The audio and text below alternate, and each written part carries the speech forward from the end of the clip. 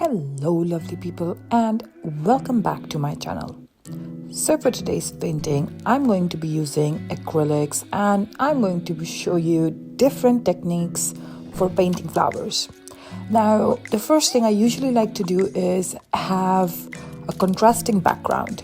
Now, I'm kind of using this mixture of yellow, white and brown to just get this kind of palish neutral color, but I never believe in having no shades to a color because I just think adding different shades make it way more realistic than just one plain shade. So as you will notice now, this background looks way more interesting than the previous plain Jane one. Now, on the opposite side, I'm going to be using red, but you can create the exact same effect with a different pair of colors. Really, just use whatever you have at hand or whichever color you like. Again, to this red, I'm not going to just leave it the way it is. I'm going to add a little bit of brown in here just to give it that edge which would be missing if I was just using a plain red color. Now we're going to move on to the flowers. Well, firstly, I'm painting kind of like a sunflower kind of dahlia kind of flower. Now, this pattern is where I'm using like a darker shade and then I will go in with white to quickly give it some shading.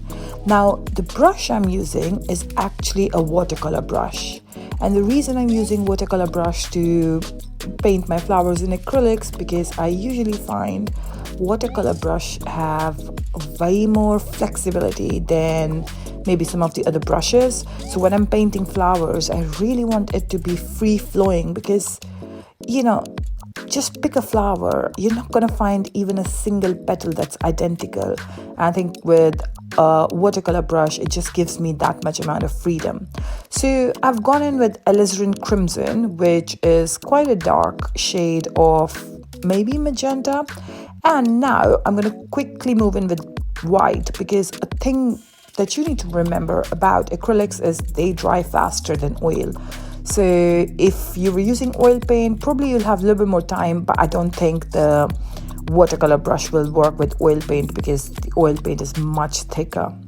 Okay, so now I'm just again freely drawing a smaller flower and just picking up the brush with the color already mixed in and just throwing in a little bit of shading to just again give this flower a very, very realistic effect. Now, I know it's looking like really pretty and it might look like very difficult to do, but trust me, it is not at all difficult. Right, now the third technique that I'm using, I am picking up both white as well as alizarin crimson together on the brush and just going with a free wave effect, and look how pretty this flower turned out to be. And you can call it very close to being a rose, or you can actually call it a rose, right? In our painting world, we decide how things are gonna be. Right, now I'm using kind of similar effect, picking up sap green and yellow on the brush together to try and create leaves because seriously, what would flowers be without leaves? It's leaves that add on to the beauty of a flower.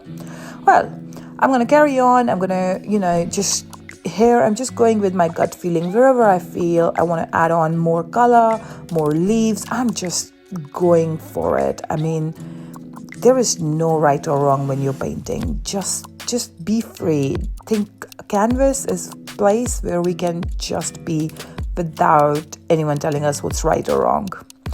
Anyhow, so now I just thought that corner over there was looking a bit lonely by itself, so I just planted another flower over there. I haven't done anything major for this one, just a tiny little flower. And now I'm gonna add stems because where do we see flowers without stems, eh? Again, just throw it in. Nothing needs to be perfect. It just needs to be what seems right for you. You can have extra few stems. Maybe the other flowers are out of this canvas. Who knows, huh? Yes, so just just go with your gut feeling, throw some brown in there, bring some variety to your canvas. And then, if you're happy, you can stop here. But I think I do feel like I need a little bit of more leaves. It's really, really bright looking, pinkish flowers, and I just want to add a little bit of pop to my leaves, especially on the red side of the canvas. I see that they're not standing out as much as I would want them to, so I'm just going over some of my leaves and trying to introduce a little bit more shading. I'm being very, very free in use of my brush. There is no drawing underneath, there is nothing doing. I'm just like going with the flow, really. And I'm sure if you did the same, you would probably end up with a very beautiful painting, and a painting that is very, very unique. That's what happens when you just follow your mind and just get on with it. I hope you enjoyed. That's it for today. Happy watching.